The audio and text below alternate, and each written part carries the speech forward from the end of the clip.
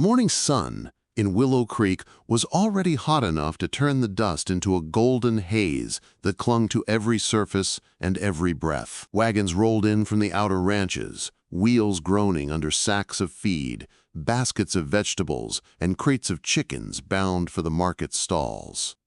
The air was thick with the scent of horse sweat, frying bread from the cafe, and the faint tang of leather and iron from the blacksmith's forge down the street.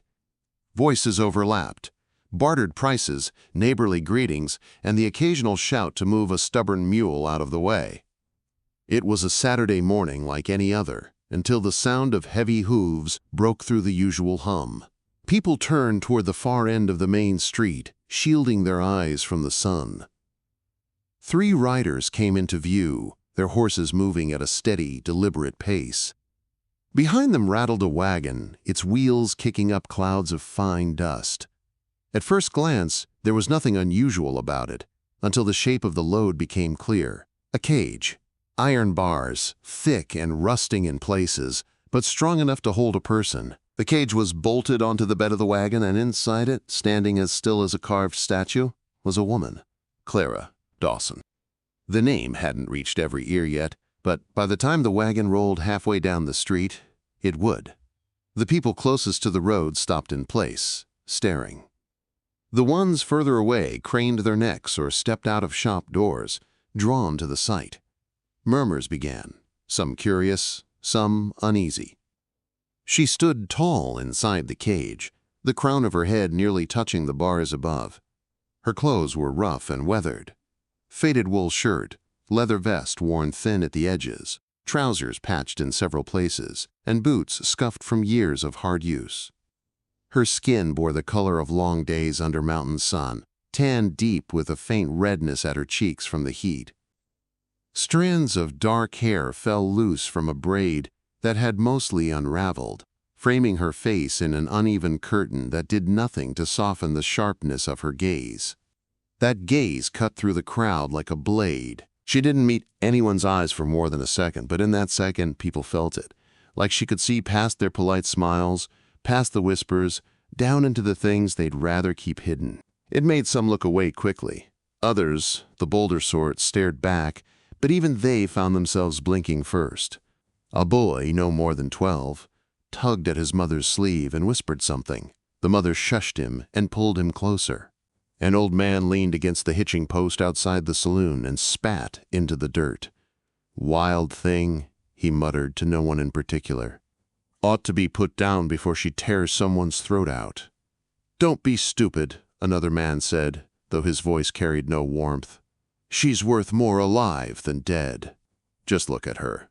Bounty hunters don't drag someone all the way down from the mountains for nothing." By now the riders had slowed their horses, guiding the wagon into the open square where the weekend market would be busiest. The man driving the wagon, Jed Keller, was hard to miss. Big shoulders, a black hat pulled low, and a smile that never reached his eyes. He liked attention, and the cage gave him plenty. He turned in his seat just enough to look at Clara, then back to the crowd, as if to say, "You see what I've caught?" More voices rose as people pressed in, a shifting circle of dust-streaked hats and curious faces. "They say she knifed 2 trappers before they could lay a hand on her." "I heard she lived with wolves." "Nonsense, I heard she robbed a mining camp." "Bet she don't even speak English." None of the stories matched, and none had proof. But that didn't matter. In a place like Willow Creek, rumor was as good as fact if enough people repeated it. Across the street, Eli Barrett stepped out of the feed store with a small burlap sack of seed in one hand. He'd been inside weighing out grain when the sound of the wagon reached his ears, and something about it, slower, heavier than a supply run, made him pause. Eli was a man used to the rhythms of the town. He'd lived here most of his life, except for a few years working cattle drives farther west. Now, in his late 30s, he carried the marks of both sun and sorrow. A face lined from squinting against wind and dust, shoulders built from years of ranch work, and eyes that held a quiet distance from the rest of the world. He'd buried his wife 4 years ago. Since then, his days had been measured by chores, seasons, and the predictable company of his herd. He didn't expect surprises anymore. But as he crossed to the edge of the street and saw the cage, the woman inside it, something in him stilled. He took in every detail, the way she stood without leaning on the bars, the steadiness of her breathing, the lack of fear in her posture. There was no begging, no flinch when someone in the crowd laughed too loudly. She simply endured their stares as though they were no different from the wind brushing her face. Jed Keller brought the wagon to a halt. The horses snorted, stamping at the heat. Clara shifted her weight slightly, the only movement she'd made since the wagon rolled in. A boy tossed a pebble at the cage. It clinked off the bars and fell into the wagon bed. Without looking at him, Clara's hand moved, quick as a snake, picking up the pebble and holding it loosely in her palm. She didn't throw it back, but the boy stepped behind his father all the same. Eli watched the exchange. There was something in that small act, a refusal to be mocked, but also a refusal to waste her energy on proving herself to fools. Around him, the talk grew louder. Some jeered. Some speculated about the price she'd fetch. Eli heard the word dangerous repeated more than once. But he didn't see danger. He saw a woman who had lived hard, who had survived in a place most of these folks wouldn't last a week, and who carried herself like she still belonged there, cage or no cage. The sun was higher now, pressing down with the weight of noon, and sweat traced a line down Eli's temple. Still, he didn't move away. He stayed where he was, studying her, feeling something he hadn't felt in years. A pull, not just of curiosity, but of respect. And beneath that, faint but undeniable, was the first stir of something warmer, something he thought had been buried for good. He shifted the sack of seed in his hand, eyes still on her, and for the briefest moment, her gaze flicked to his. Just long enough for him to feel it, not the cutting stare she'd given the others, but something measured, assessing. And then she looked away, back to the dust and the crowd and the hot, dry wind that carried every word said about her.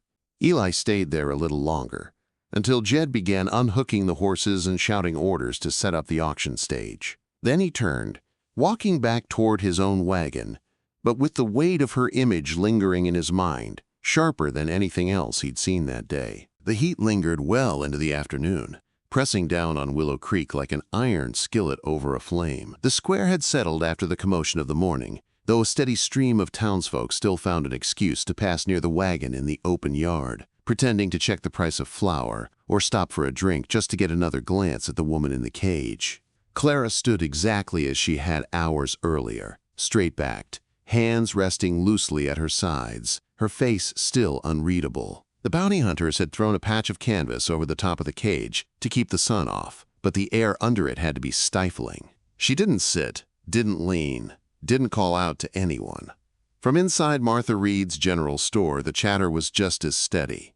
Eli had stopped in for a few items he didn't really need: flour, some tobacco, lamp oil, half to stock up, half to listen. Martha, bustling between the shelves with her usual brisk energy, noticed the way his eyes flicked toward the street whenever the wagon came into view through the open door. "You've got that look, Eli Barrett," she said, stacking tins on the counter.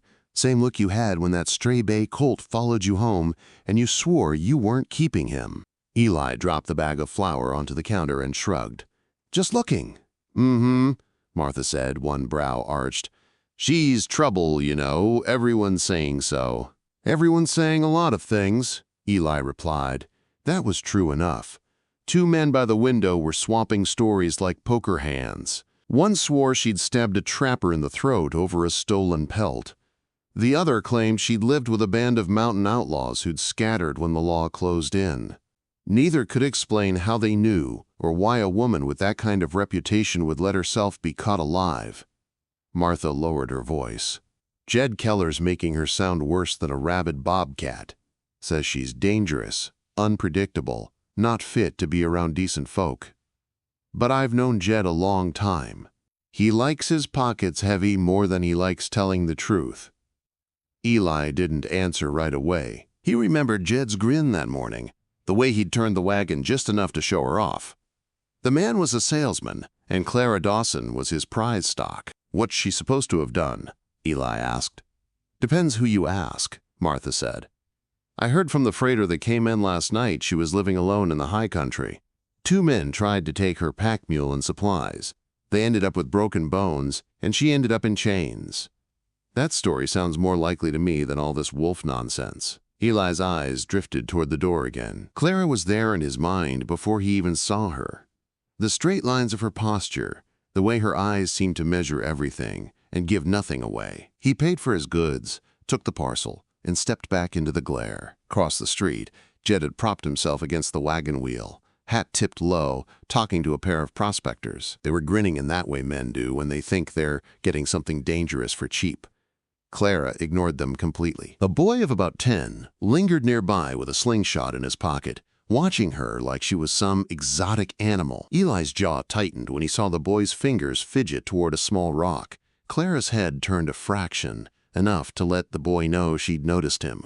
She didn't move, didn't speak, but the boy froze, thought better of it, and drifted back toward the candy stand. By the time Eli reached the hitching rail where his mare was tied, a ranch hand from the Circle P ambled over. "You hear the latest?" the man said. "My cousin swears she burned down a camp to cover her tracks. Says she's got a mean streak longer than the river." "You believe that?" Eli asked. The ranch hand shrugged. "Don't matter what I believe, folks will pay more for a good story. Jed's building her up for the auction." That was the thing. Everyone was talking about her, but no one had spoken to her. Not one person seemed to wonder what she might say for herself. Later, after finishing a delivery to the far side of town, Eli passed through the square again. The market was closing for the day, and the bounty hunters were settling in for the night. They dragged the wagon to the edge of the yard near the livery, set up bedrolls, and lit a fire in a small iron ring. Clara was still in the cage, her face catching the last wash of orange from the setting sun. Eli slowed his mare. Her eyes flicked toward him, and for a moment, the noise of the street faded. He couldn't read her expression. There was no plea there, no fear, but something sharp, alive, and entirely unwilling to be broken. He tipped his hat slightly. She didn't return the gesture, but she didn't look away until the mare carried him past. That night, as he sat by his own fire on the ranch, the image stayed with him. Not the cage, not Jed's lies, but her, standing in the heat and dust with her back straight, meeting the world head-on. By the time he turned in, Eli knew one thing for certain. Come auction day, he'd be there. And he wouldn't be going just to watch. The morning of the auction came heavy with heat before the sun had fully cleared the ridge. Willow Creek woke earlier than usual, the streets stirring with boots on boards and wagon wheels clattering over the hard-packed dirt. Word had spread through every ranch and cabin for miles. Jed Keller's mountain catch was going on the block, and no one wanted to miss the show. By the time the church bell struck 8, the square was already crowded. Farmers in worn hats leaned on fence rails, merchants stood in shop doorways, and the saloon's upstairs windows were cracked open so the women working inside could watch without being seen. The air smelled of sweat, coffee, and fried dough from a vendor who saw opportunity in the crowd. Jed's wagon sat at the center, the iron cage glinting in the morning light. Clara stood inside, same as every day since she'd been brought down from the high country. Straight-backed, eyes level, no sign of the weariness she must have felt. The only difference this morning was the faint streak of damp along her hairline, where the heat was already pressing in. Jed played his role like a man born for it. He strutted around the wagon, his voice carrying over the crowd, feeding them a mix of half-truths and outright lies. "Caught her myself," he boasted to a knot of ranch hands. "Up in the Stone Ridge, 2 days, ride from here. Took 3 of us to bring her down, and I'll tell you, she fought like a cougar in a trap. Dangerous, wild, but for the right man, worth every penny." The crowd murmured, some impressed, others skeptical. One man called out, "What's she good for?" Jed grinned, showing too many teeth. "Work. She can swing an axe, haul water, break a horse if you've got the hands to hold her steady. Or," he let the pause linger just long enough for a few chuckles, "maybe you just like the look of something untamed in your yard." Clara didn't flinch, didn't react at all. Her gaze moved over the faces like she was memorizing each one, and more than one man dropped his eyes when hers met his. Eli Barrett stood near the back of the crowd, hat low over his brow, arms folded. He'd arrived early but kept his distance, watching. His mind had been clear since the night before. He wasn't here to outbid anyone for a worker. He wasn't here for spectacle. He was here for her. And the words he intended to say had been rolling through his head until they felt as solid as the ground under his boots. Jed banged the butt of his rifle on the wagon bed. "All right, folks, let's start the bidding. We'll open at $20.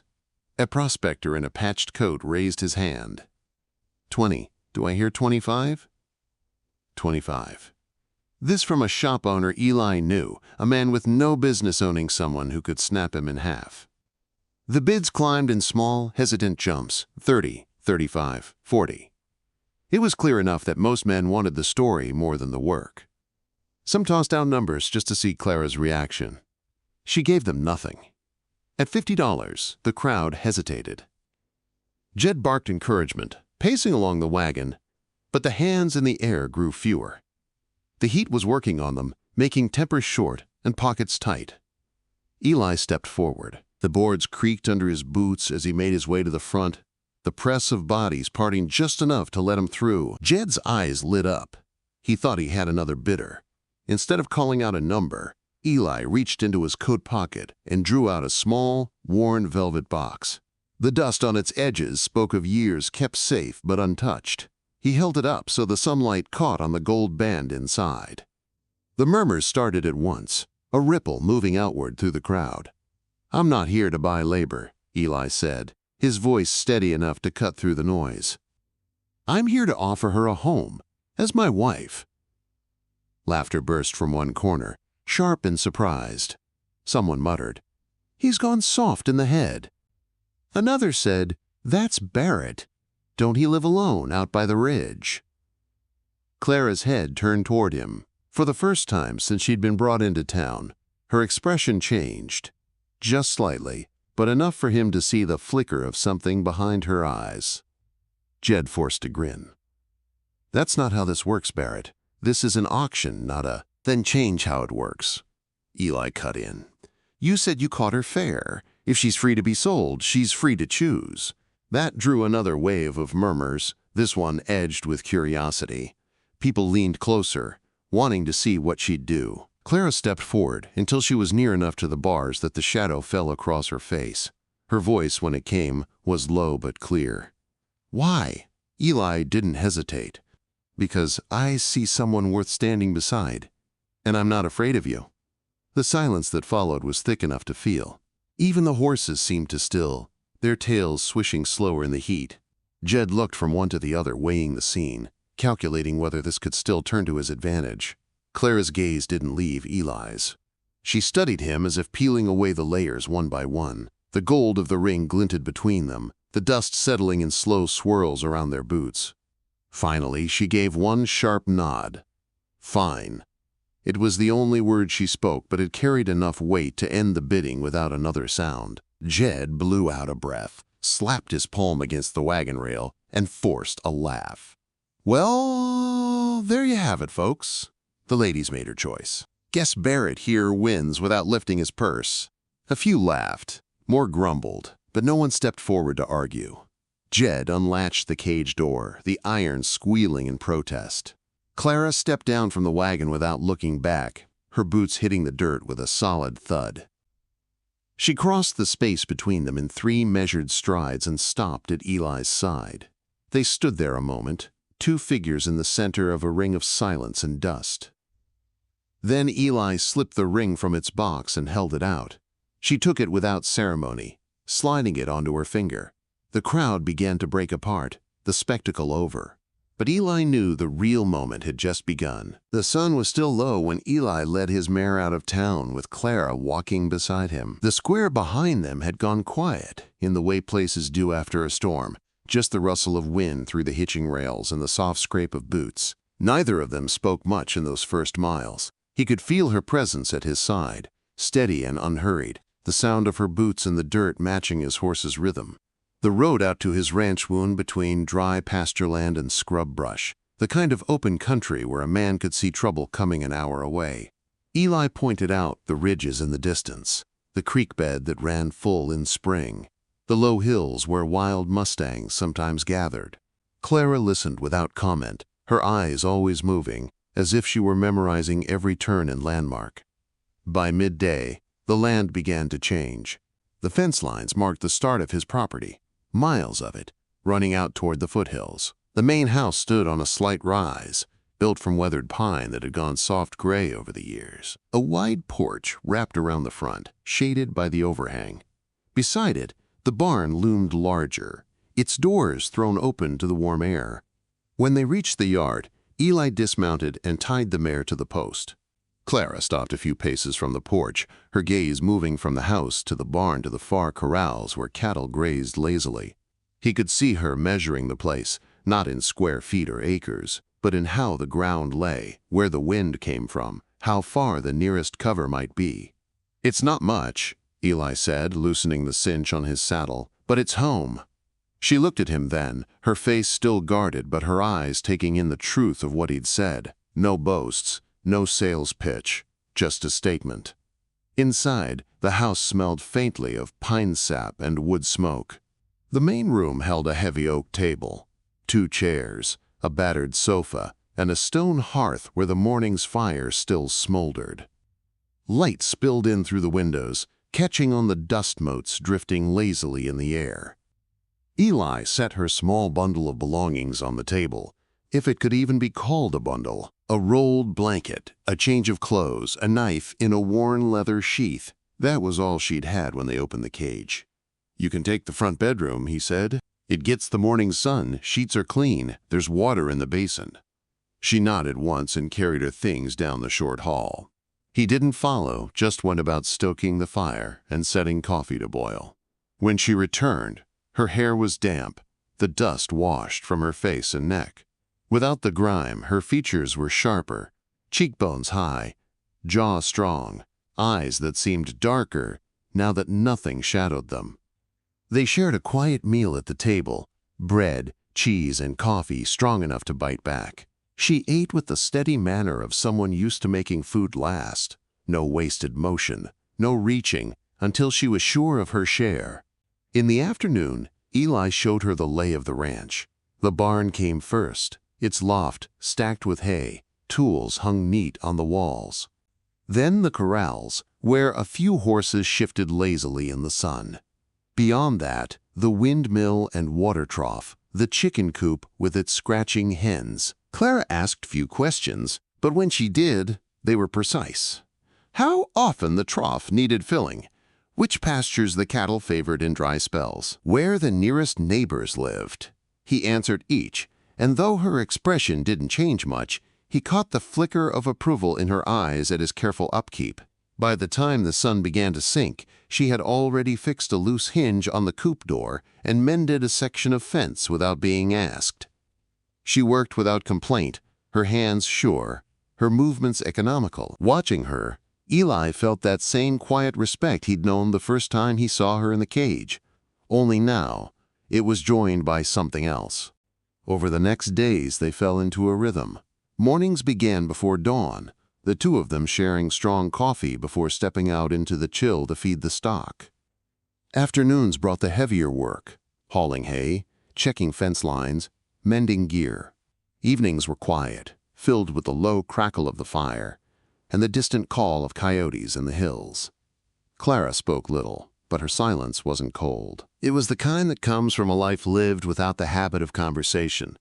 Eli didn't push her. Instead, he matched her pace, speaking when there was something worth saying, letting the rest sit in the comfortable space between them. Small changes came slowly. One night, after a long day mending the barn roof, she laughed, just once, low and rough, when a stubborn mule refused to be led through the gate, and Eli landed in the dust for his trouble. Another evening, she left an extra piece of cornbread on his plate without comment. He learned that she could read weather better than most ranch hands.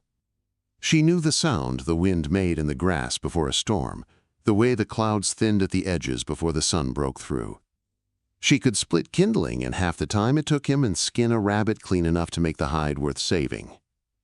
The townsfolk didn't know what to make of it. On their first trip back into Willow Creek for supplies, heads turned. Some stared openly. Others pretended not to notice but kept glancing from the corners of their eyes. A man outside the saloon muttered something under his breath about bringing wild things indoors. But Clara kept walking, her gaze fixed ahead. Inside Martha Reed's store, the older woman gave them both a long look before nodding once. "Looks like you've been eating," she said to Clara, passing her a sack of flour. "That's good." Clara's mouth twitched almost a smile before she followed Eli out into the street. It was in moments like that, small, almost invisible, that Eli saw the edges of her walls shift, not fall, not yet, but move enough to let a little light through. And each time, he felt the pull grow stronger, not in the way of quick desire, but in the slow, deep way of knowing you're building something that might last. One evening, as they sat on the porch watching the sun slide down behind the hills, Clara spoke without looking at him. "You meant what you said. In town." Eli didn't ask what she meant. "I did." She nodded once, as if filing that away for later. The air between them was easy then, the quiet stretching on until the stars came out and the coyotes began their song. And though neither of them said it aloud, they both knew the life they were building, quiet, steady, and shared, was becoming something neither had expected to find. The first hard rain of the season came without warning. The morning had been warm and clear, the sky as open as a promise. But by midday, a low wall of clouds pushed in from the west, dark and heavy, swallowing the sun. The air grew thick and damp, the smell of wet earth drifting ahead of the storm. Eli noticed it first, while tightening the cinch on the mare's saddle. "We're in for it," he said, glancing toward the ridge. Clara, stacking feed sacks inside the barn, looked up at the same clouds. "How many head are still in the north pasture?" "Close to 20, he said. They didn't waste another breath. He mounted the mare, and Clara swung up onto the bay gelding they'd been gentling for weeks. The wind was already rising, bending the grass in rippling waves as they crossed the pasture.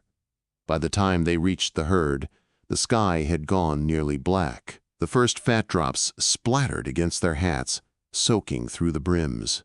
Clara didn't flinch, only leaned forward in the saddle, cutting to the left to push the stragglers toward the gate. The cattle were restless, shifting and snorting, the air alive with the low rumble of thunder. They worked side by side without speaking, each reading the other's movements as easily as the wind in the grass. Eli drove a small knot of steers toward the chute, and Clara was there before they broke away, swinging wide to block their escape. Lightning flashed along the horizon, close enough now that the crack of thunder rolled over them like a wave.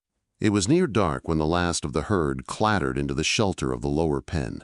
Rain came down hard then, drumming on the barn roof as they swung the gate shut. Both were soaked through, mud streaking their boots, breath coming hard in the damp air. Eli caught her eye in the lantern light, and for a moment, the satisfaction of the work, the unspoken trust in it, was as solid as the walls around them. Later, by the fire in the main room, the wet clothes hung to dry, and the smell of coffee filling the air, she spoke without prompting. "Those men in the mountains," she began, her voice steady. "They thought I was easy pickings. 2 of them came up on me while I was camped. One took my mule's lead rope, the other grabbed my pack." Eli didn't move, didn't interrupt. "I told them to leave it. They didn't, so I made them." A faint shadow of a smile crossed her mouth. "They went down hard enough to remember me. But they weren't done. They came back with Keller, spun a story that would fetch a better price than the truth." She leaned back in her chair, eyes fixed on the fire. "I'd been running on my own for years. Figured I could take care of myself. Guess I wasn't counting on someone deciding I was worth more caged." Eli's voice was quiet when he finally spoke. "They were wrong." Her gaze shifted to him then, sharp but not unkind. "You didn't know me." "I knew enough," he said. "I knew you weren't what they said you were. And I knew I wanted you to have a way out that wasn't another set of bars." Silence settled between them again, but it wasn't the weary kind from their first days. This was the kind that comes when there's nothing left to prove. Through the weeks that followed, the shape of life on the ranch changed in ways Eli hadn't noticed until they were simply there. She moved through the house as if it had always been hers, her boots by the door beside his, her coffee cup left on the table after breakfast. The stock seemed calmer under her hand. The barn stayed tidier, the tools kept in their places, without him saying a word. There was a day in early autumn when he came in from mending fence to find her sitting on the porch with a small circle of neighbor children, showing them how to twist willow bark into cord.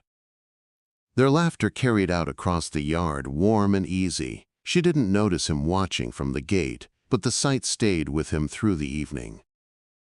Trips into town became easier too. The stairs hadn't stopped completely, but they'd changed.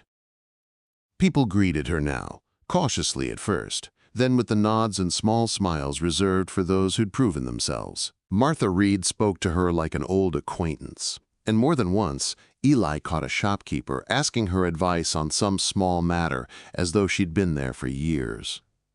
One afternoon, as they loaded supplies into the wagon, a man outside the livery muttered something under his breath about taming a wild thing.